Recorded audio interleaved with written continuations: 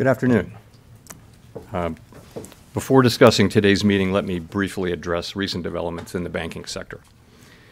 In the past 2 weeks, serious difficulties at a small number of banks have emerged. History has shown that isolated banking problems, if left unaddressed, can undermine confidence in healthy banks and threaten the ability of the banking system as a whole to play its vital role in supporting the savings and credit needs of households and businesses. That is why, in response to these events, the Federal Reserve, working with the Treasury Department and the FDIC, took decisive actions to protect the U.S. economy and to strengthen public confidence in our banking system. These actions demonstrate that all depositors' savings and the banking system are safe.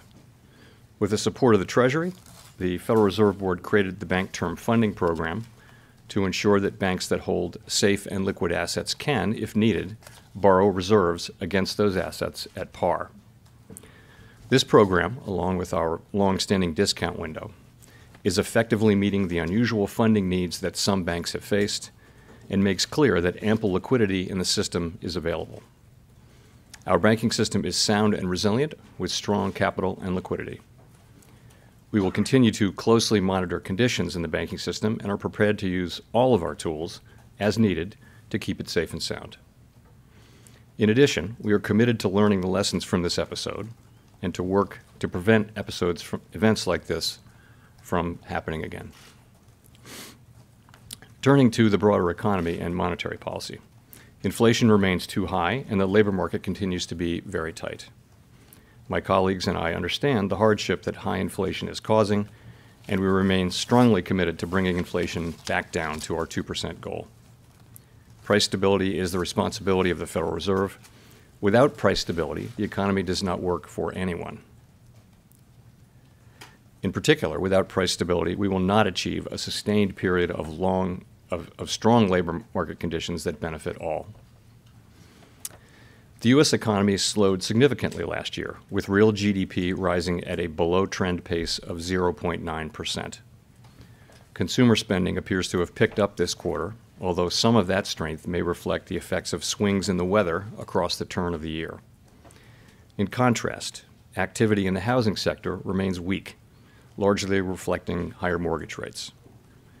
Higher interest rates and slower output growth also appear to be weighing on business fixed investment. Committee participants generally expect subdued growth to continue. As shown in our summary of economic projections, the median projection for real GDP growth stands at just 0.4% this year and 1.2% next year, well below the median estimate of the longer-run normal growth rate. And nearly all participants see the risks to GDP growth as weighted to the downside. Yet the labor market remains extremely tight. Job gains have picked up in recent months, with employment rising by an average of 351,000 jobs per month over the last 3 months. The unemployment rate remained low in February at 3.6%. The labor force participation rate has edged up in recent months, and wage growth has shown some signs of easing. However, with job vacancies still very high, labor demand substantially exceeds the supply of available workers. FOMC participants expect supply and demand conditions in the labor market to come into better balance over time, easing upward pressures on wages and prices. The median unemployment rate projection in the SEP rises to 4.5% at the end of this year and 4.6% at the end of next year. Inflation remains well above our longer-run goal of 2%. Over the 12 months ending in January, total PCE prices rose 5.4%, excluding the volatile food and energy categories. Excluding those, core PCE prices rose 4.7%. In February, the 12-month change in the CPI came in at 6%, and the change in the core CPI was 5.5%. Inflation has moderated somewhat since the middle of last year, but the strength of these recent readings indicates that inflation pressures continue to run high. The median projection in the SEP for total PCE inflation is 3.3% for this year, 2.5% next year, and 2.1% in 2025. The process of getting inflation back down to 2% has a long way to go and is likely to be bumpy. Despite elevated inflation, longer-term inflation expectations appear to remain well anchored, as reflected in a broad range of surveys of households, businesses, and forecasters, as well as measures from financial markets. The Fed's monetary policy actions are guided by our mandate to promote maximum employment and stable prices for the American people. My colleagues and I are acutely aware that high inflation imposes significant hardship as it erodes purchasing power, especially for those least able to meet the higher costs of essentials like food, housing, and transportation. We are highly attentive to the risks that high inflation poses to both sides of our mandate, and we are strongly committed to returning inflation to our 2% objective. At today's meeting, the committee raised the target range for the federal funds rate by a quarter percentage point, bringing the target range to 4.75% to 5%. And we are continuing the process of significantly reducing our securities holdings. Since our previous FOMC meeting, economic indicators have generally come in stronger than expected, demonstrating greater momentum in economic activity and inflation. We believe, however, that events in the banking system over the past 2 weeks are likely to result in tighter credit conditions for households and businesses, which would in turn affect economic outcomes. It is too soon to determine the extent of these effects, and therefore too soon to tell how monetary policy should respond. As a result, we no longer state that we anticipate that ongoing rate increases will be appropriate to quell inflation. Instead, we now anticipate that some additional policy firming may be appropriate. We will closely monitor incoming data and carefully assess the actual and expected effects of tighter credit conditions on economic activity, the labor market, and inflation. And our policy decisions will reflect that assessment. In our SEP, each FOMC participant wrote down an appropriate path for the federal funds rate based on what that participant judges to be the most likely scenario going forward. If the economy evolves as projected, the median participant projects that the appropriate level of the federal funds rate will be 5.1% at the end of this year, 4.3% at the end of 2024, and 3.1% at the end of 2025. These are little changed from our December projections, reflecting offsetting factors. These projections are not a committee decision or plan. If the economy does not evolve as projected, the path for policy will adjust as appropriate to foster our maximum employment and price stability goals. We will continue to make our decisions meeting by meeting based on the totality of the incoming data and their implications for the outlook for economic activity and inflation. We remain committed to bringing inflation back down to our 2% goal and to keep longer-term inflation expectations well anchored. Reducing inflation is likely to require a period of below-trend growth and some softening in labor market conditions. Restoring price stability is essential to set the stage for achieving maximum employment and stable prices over the longer run. To conclude, we understand that our actions affect communities, families, and businesses across the country. Everything we do is in service to our public mission. We at the Fed will do everything we can to achieve our maximum employment and price stability goals. Thank you. I look forward to your questions. Thank you. Colby Smith with the Financial Times. How confident is the committee that the recent stress that we've seen and you've alluded to is contained at this point, and that deposit flight among mid-sized lenders in particular has ceased? Thanks. So I guess our view is that the banking system is sound and it's resilient. It's got strong capital and liquidity. We took powerful actions with Treasury and the FDIC, which demonstrate that all depositors' savings are safe and that the banking system is safe. Deposit flows in the banking system have stabilized over the last week. And the last thing I'll say is that we're undertaking a thorough internal review that will identify where we can strengthen supervision and regulation. Okay, just a quick follow-up. I mean, given all of the stress and the uncertainty that you've also alluded to in the statement, how seriously was a pause considered for this meeting? So we did consider that in the days running up to the meeting, and you see the decision that we made, which I'll say a couple things about. First, it was supported by a very strong consensus, and I'll be happy to explain why. And really it is that the intermeeting data on inflation and the labor market came in stronger than expected. And really before the recent events, we were clearly on track to continue with ongoing rate hikes. In fact, as of a couple of weeks ago, it looked like we'd need to raise rates over the course of the year, more than we'd expected at the time of the SCP in December, the time of the December meeting. We are committed to restoring price stability, and all of the evidence says that the public has confidence that we will do so, that we'll bring inflation down to 2% over time. It is important that we sustain that confidence with our actions as well as our words. So we also assess, as I mentioned, that the events of the last 2 weeks are likely to result in some tightening of credit conditions for households and businesses, and thereby weigh on demand, on the labor market, and on inflation. Such a tightening in financial conditions would work in the same direction as rate tightening. In principle, as a matter of fact, you can think of it as being the equivalent of a rate hike, or perhaps more than that. Of course, it's not possible to make that assessment today with any precision whatsoever. So our decision was to move ahead with a 25 basis point hike and to change our guidance, as I mentioned, from ongoing hikes to some additional hikes maybe, some policy firming may be appropriate. So going forward, as I mentioned, in assessing the need for further hikes, we'll be focused, as always, on the incoming data and the evolving outlook, and in particular on our assessment of the actual and expected effects of credit tightening.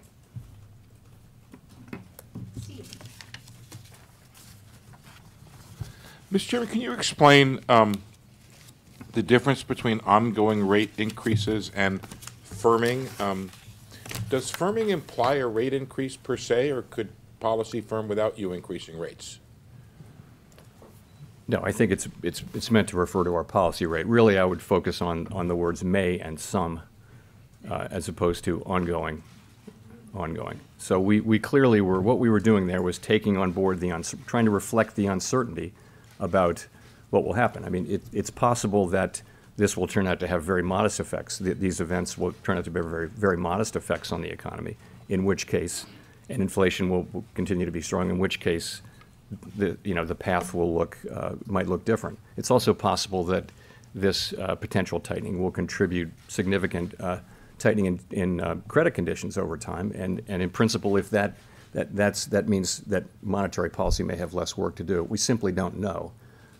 So, do you have concerns that the hike you did today could further exacerbate the problem in the banks? No, I mean, with our monetary policy, we're really focused on macroeconomic outcomes. In particular, we're focused on this potential credit tightening and what can that produce in the way of tighter credit conditions. I think when we think about the situation in the banks, we're focused on our financial stability tools, in particular our lending facilities, the discount window, and also the new facility.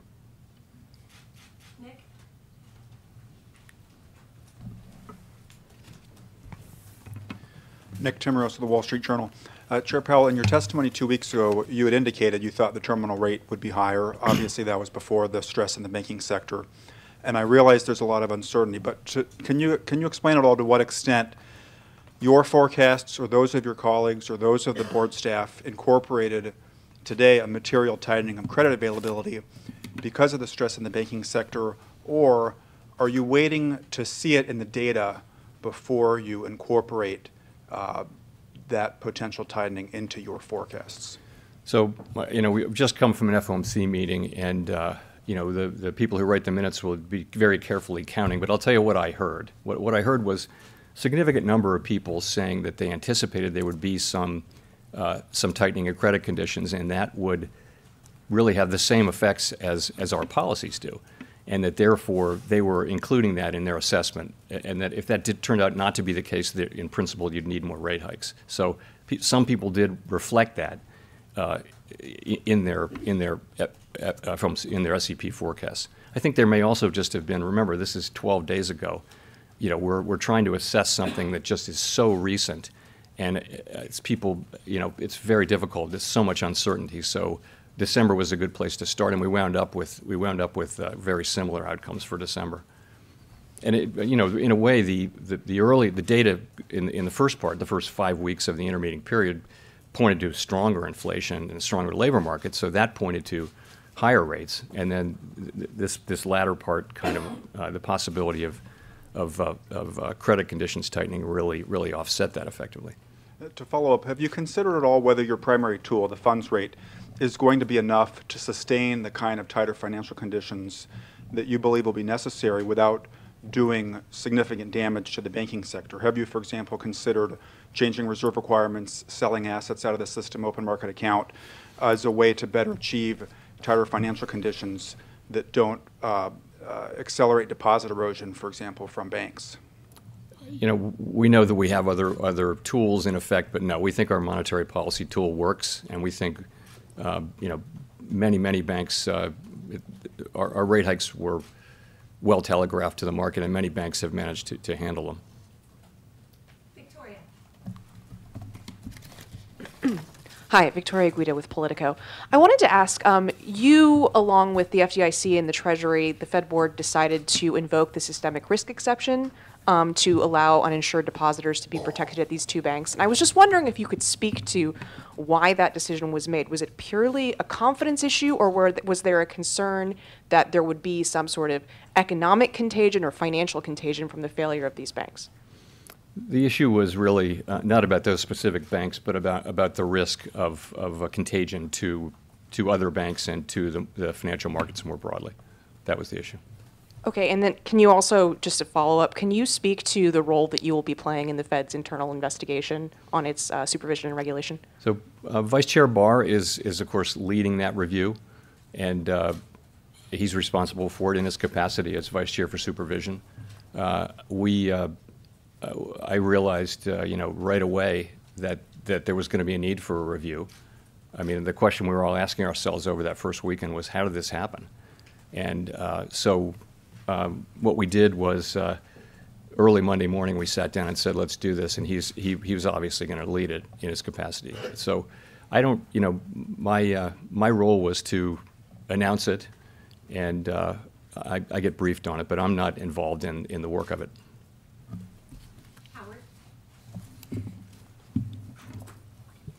Hi, Chair Powell. Howard Schneider from Reuters.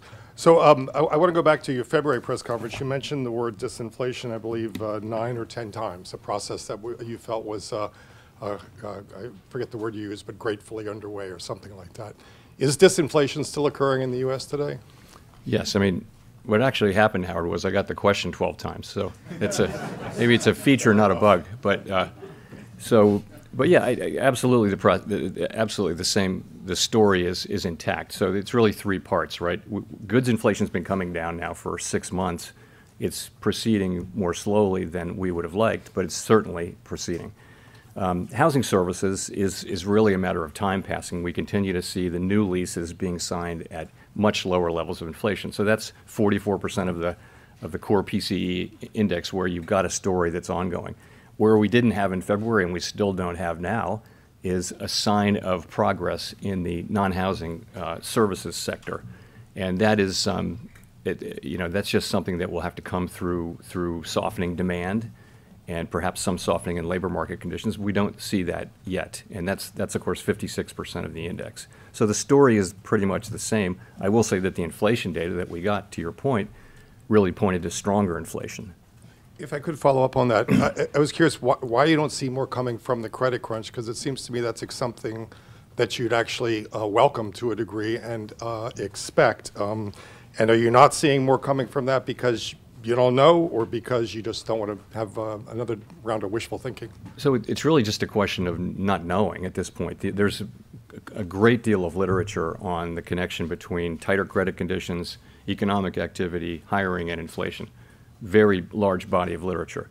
The question is, how significant will this credit tightening be, and how sustained will it be? That's the issue, and we don't really see it yet. It's so people are making estimates. People are publishing estimates, and it's very kind of rule of thumb guesswork almost at this point. But we think it's potentially quite real, and that argues for being alert as we go forward, as we think about further rate hikes.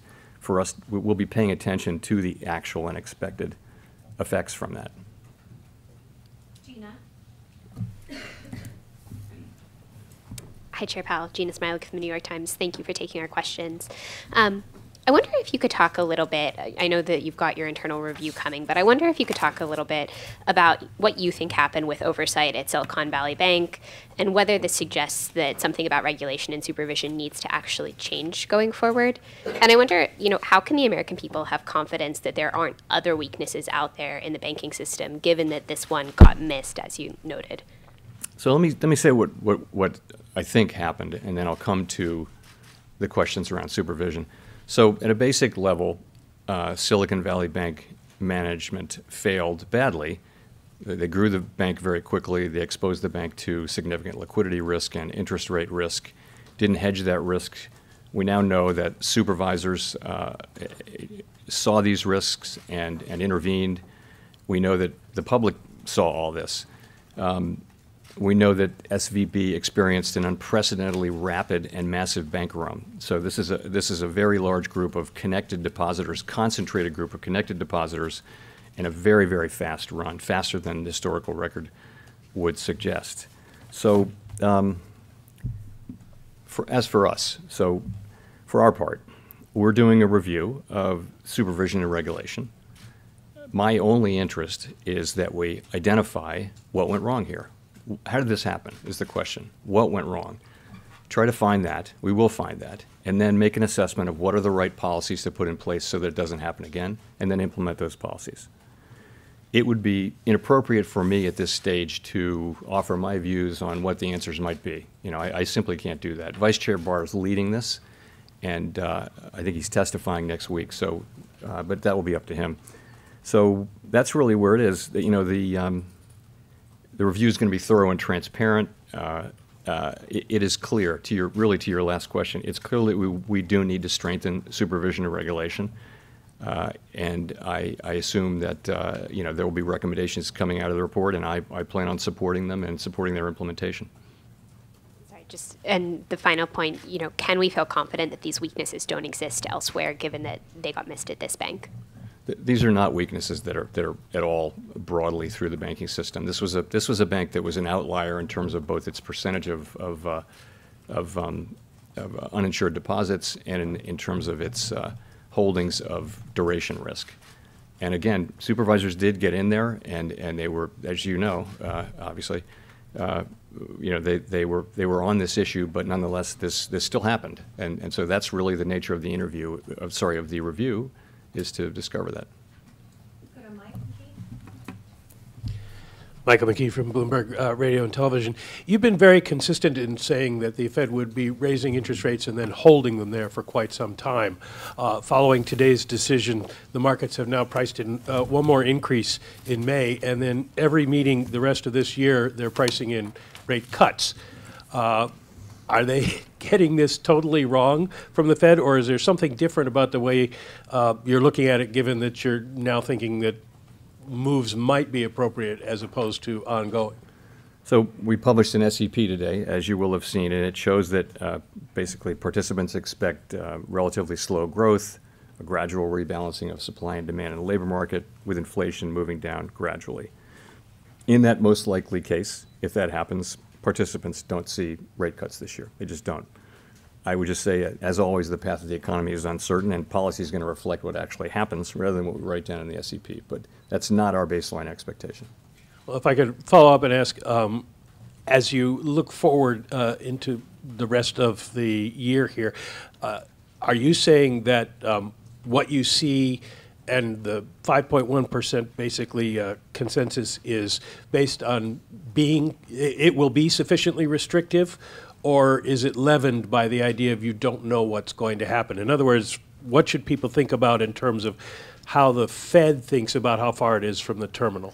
It's going to depend. Remember, we're looking, for purposes of our monetary policy tool, we're looking at what's happening among the banks and asking, is there going to be some tightening in credit conditions? And then we're thinking about that as effectively doing the same thing that rate hikes do. So in a way, that substitutes for rate hikes. So the key is we have to have policies got to be tight enough to bring inflation down to 2% over time. It doesn't all have to come from rate hikes. It can come from tighter credit conditions. So that we're looking at, and it's highly uncertain how long the situation will be sustained or how significant any of those effects would be. So we're just going to have to watch. In the meantime, and obviously at the end of the day, we will do enough to bring inflation down to 2%. No one should doubt that. Let's go to Rachel Siegel.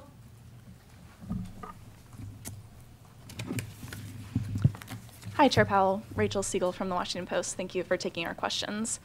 I know we've talked a bit about how Silicon Valley Bank was unique to a certain sector of the economy, but there's also growing concern that there are financial stability risks from the commercial real estate market and loans that will begin to roll over later this year and next, and that smaller regional banks also disproportionately hold those loans. Is there a risk that could mimic the kind of what we saw with SVB to banks that disproportionately are focused in commercial real estate? So, we've well aware of the concentrations people have in commercial real estate. I really don't think it's comparable to this. The banking system is strong, it is sound, it is resilient, it's well capitalized, and I really don't see that as at all analogous to this. And one other question, would you be open to an independent investigation separate from the Fed's probe? I welcome. It's 100% certainty that there will be independent investigations and outside investigations and all that. So we welcome, when a bank fails, there are investigations, and of course, we welcome that. Edward. Thank you, Mr. Chairman. Edward Lawrence from Fox Business. Inflation has been rather sticky, so do you need help from the fiscal side to get inflation down faster? We don't assume that. We don't give advice to the fiscal authorities, and we assume that we take fiscal policy as it comes to our front door, stick it in our model along with a million other things, and we have responsibility for price stability. The Federal Reserve has responsibility for that, and nothing is going to change that. So we will get inflation down to 2% in time. And if I could follow on that, but they're working, the spending that's happened is working against what you are doing, right? So it's prolonging inflation? If you have to look at the impulse from spending, because spending was, of course, tremendously high during the pandemic, and then as the pandemic programs rolled off, spending actually came down. So the sort of fiscal impulse is actually not what's driving inflation right now. It was at the beginning perhaps part of what was driving inflation, but that's not really the story now. Let's go to Neil Irwin. Hi, Chair Powell. Neil Irwin with Axios. Two questions about aspects of the government's response on Silicon Valley Bank 2 weekends ago. First, why is this new bank funding facility done under Emergency 13.3 authority as opposed to expansion of the discount window, changing the terms of the discount window that's been around a long time? And second, can you discuss the Fed's role in the FDIC guarantee of uninsured depositors and why there's $143 billion on your balance sheet last week supporting that deposit guarantee? Sure. So 13.3 seemed like the right, we have a little more flexibility under Section 13.3. We've done quite a lot under the discount window as well. We needed to do a special facility that was designed a certain way, so we did it under 13.3. Really no magic to that. It's only available in unusual and exigent circumstances, and it has to meet certain requirements, but it seemed to be the right place. So with the FDIC, we're lending to the, in effect, we're lending to the bridge bank. So that's where the funds came from, and it's a loan that's 100% guaranteed by the FDIC, so there's no risk in it for us. Okay, Chris Rugaber. Thank you, Chris Rugaber at Associated Press. The SEP suggests one more rate hike, as does the change in the language in the statement, in which suggests that you're perhaps nearing the end of a cycle of rate hikes. Do you feel, though, that if inflation remains high, you'll be able to resume additional hikes as needed, or have you somewhat tied your hands here with these signals about rate hikes coming to an end? Thank you. No, absolutely not. No, if we need to raise rates higher, we will. I think for now, though, as I've mentioned, we see the likelihood of credit tightening. We know that can have an effect on the macroeconomy, on demand, on labor market, on inflation, and we're going to be watching to see what that is. And we'll also be watching what's happening with inflation and in the labor market. So we'll be watching all those things, and of course we will eventually get to tight enough policy to bring inflation down to 2%. We'll find ourselves at that place. Kyle. Hi, Chair Powell. Thanks for taking the question. Kyle Campbell with American Banker. I have a couple questions about the balance sheet. First of all, I'm curious at what point the financial supports that the Fed is extending through the discount window and through its enhanced lending facility might be at odds with the objective of reducing the balance sheet. And I'm also curious what your thoughts are on not just the availability of reserves, but the distribution of them throughout the banking system, and at what point you might be concerned about it being scarce for certain banks.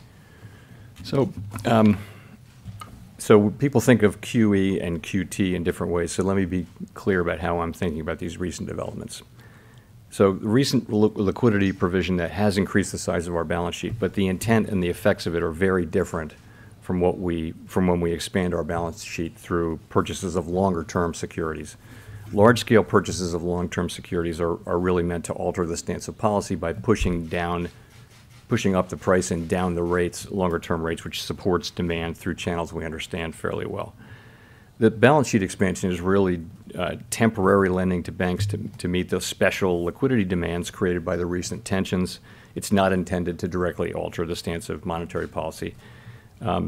We do believe that it's working. It's having its intended effect of bolstering confidence in the banking system and thereby forestalling what might otherwise have been an abrupt and outsized tightening in financial conditions. So that's working. In terms of the distribution of reserves, we don't see ourselves as running into reserve shortages. We think that our program of allowing our balance sheet to run off predictably and passively is working. And of course, we're always prepared to change that if that changes, but we don't see any evidence that that's changed. Katerina. Hi, Chair. Katerina Saraiva with Bloomberg News. The minutes of the January-February meeting, the last meeting, indicate that you discussed the possibility of runs on non-bank financial institutions and the impact of large unrealized losses on bank portfolios. Can you talk a little bit more about that discussion, kind of what was talked about in light of that, and then why didn't the Fed, do anything about that at that point to ultimately prevent, what happened this month? I mean, to be honest, I don't recall the specifics of that. It's been quite an interesting 7 weeks, but I will tell you though that there have been presentations about interest rate risk. I mean, it's been in all the newspapers. It's not a surprise that there are institutions that have had unhedged long positions in long duration securities that have lost value as longer term rates have gone up due to our rate increases. So that's not a surprise. I think, as you know, as it is now on the public record, the supervisory team was apparently very much engaged with the bank repeatedly and was escalating, but nonetheless what happened happened. And so that's really the purpose of one way to think about the review that Vice Chair Barr is conducting, is to try to understand how that happened and try to understand how we can do better and what policies we need to change. I mean, one thing is the speed of I'll come back to that, the speed of the run. It's very different from what we've seen in the past, and it does kind of suggest that there's a need for possible regulatory and supervisory changes, just because supervision and regulation need to keep up with what's happening in the world. Can you confirm whether or not the board knew about these escalations by the examiners in San Francisco? I will have to come back to you on that. Yeah, I don't know. Simon Urbanovich with The Economist. Thank you very much. Chair Powell, you've stated twice today that all depositors' savings in the banking system are safe. Are you saying that de facto deposit insurance covers all savings? Shouldn't Congress have a say in that? And just by way of example, if a bank with less than $1 billion in assets failed, are you promising to bail out all of its depositors? Thanks. Well, I'm not saying anything more than I'm saying. So, but what I'm saying is you've seen that we have the tools to protect depositors when there's a threat of serious harm to the economy or to the financial system, and we're prepared to use those tools. And I think depositors should assume that their deposits are safe. Let's go to Greg Robb. Thank you, Chair Powell. Greg Robb from MarketWatch. I was wondering if you could give us a little bit more color. You gave just a little bit of color. You said during the first week of the Silicon Valley weekend, you said the question you guys asked was, how did this happen when you saw Silicon Valley Bank? So I was wondering if you could go to the Credit Suisse merger. I mean, wasn't that the big gorilla in the room?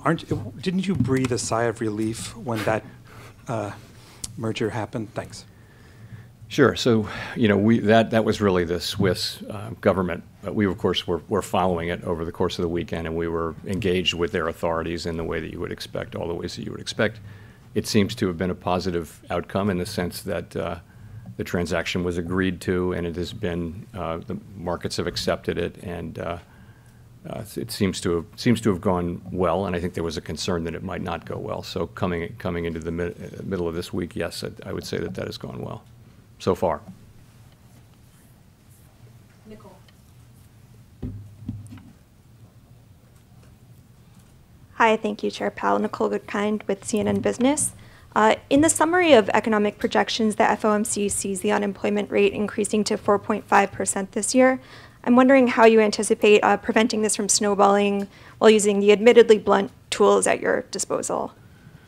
So that's an estimate of what will happen as demand slows and as conditions soften in the labor market. And it's a highly uncertain estimate. And I mean, there's really, we have to bring inflation down to 2%.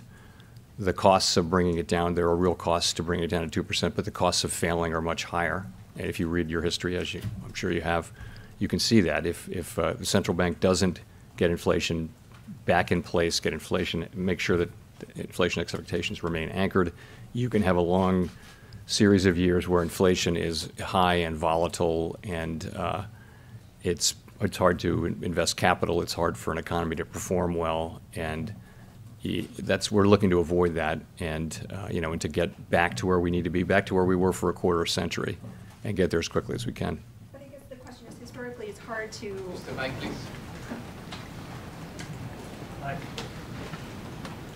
Yes, sir. Historically, it's been hard to contain unemployment, and the question is, do you worry about some sort of snowball effect, and how do you factor that into your projections and your thoughts? Well, it depends on whether so recessions tend to be nonlinear, and so they're very hard to model. The models all work in a kind of linear way. If you have more of this, you get more of that. But when a recession happens, the reactions tend to be nonlinear, and that's so we don't know whether that'll happen this time. We don't know. If so, we don't know how significant it will be. And so, we're very focused on getting inflation down, because we know in the longer run that is the thing that will most benefit the people we serve. That's how we can have we've had very strong labor markets through these long expansions that we've had.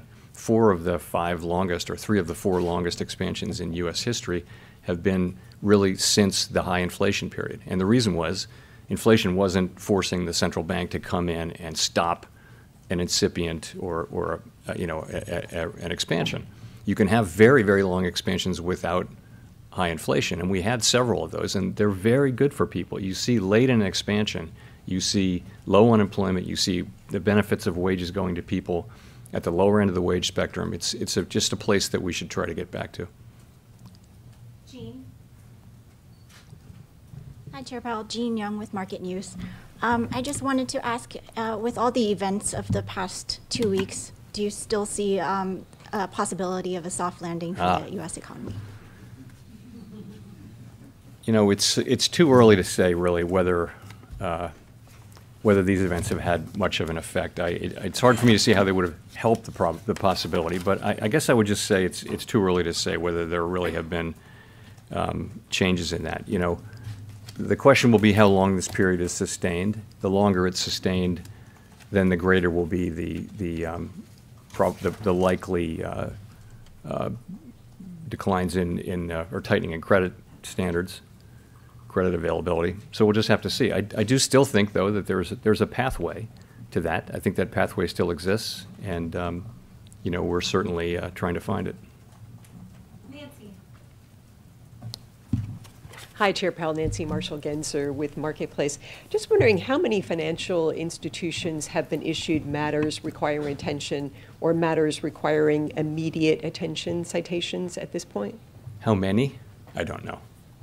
But those are serious. Those are serious regulatory, particularly immediate attention. And I guess there were 6 of them. So. And getting to the seriousness of it, how are you going to ensure that banks comply with these citations, take them seriously? How will you enforce them? That is a great question and is right in the heart of what the review will be doing under Vice Chair Barr's leadership. So I think that's what you think about. What can we do to make sure? But again, that's not for me to answer today. So you don't have specific thoughts on that? Well, if I did, I wouldn't share them because I really, this review is going on, and I want nothing other than us to find out what happened and why, figure out what we can do to do better, and then implement those changes. That's all I want. It's for me to be giving you my half-formed or partially informed thoughts. It just isn't appropriate. There's a real serious review going on with people from all over the Federal Reserve System who are not connected to this, to this work, not connected to this bank, and under again Vice Chair Barr's leadership, and I'm confident that it will produce a satisfactory result. Okay, we'll go to Jennifer for the last question. Thank you, Chair Powell. Jennifer Schonberger with Yahoo Finance. Curious, how do you view financial conditions right now? If credit becomes expensive enough, choking off growth, as you said you're watching for, would that situation warrant a rate cut? What situation would warrant a rate cut? And have the bank failures prompted any discussion around changing the implementation of the balance sheet runoff? Thank you. So we haven't really talked about changing the balance sheet implementation. That's not something we've discussed yet. As I mentioned, we're always willing to change that if we conclude that it's appropriate, but we're really not seeing any signs there. Sorry, then the question before that was, just give me a... Curious how you view financial conditions now, and if credit okay. were to tighten enough, if that would prompt a rate cut. So financial conditions seem to have tightened, and probably by more than the traditional indexes say, because the traditional indexes are focused a lot on rates and equities, and they don't necessarily capture lending conditions. So we think that, though. So there are other measures which if they're focused on, bank lending conditions and things like that, they show some more tightening. The question for us, though, is how significant will that be, and how, what will be the extent of it, and what will be the duration of it, and then once you know that. There's a fair amount of research about how that with broad uncertainty bands, how that works its way into the economy over what period of time. And so, so we'll be looking to see the first part of that, like how serious is this, and how does it look like it's going to be sustained? And if it is, it could easily have a significant macroeconomic effect, and we would factor that into our policy decisions. I mentioned with rate cuts, rate cuts are not in our base case, so that's all I have to say. So, thank you. Thank you very much.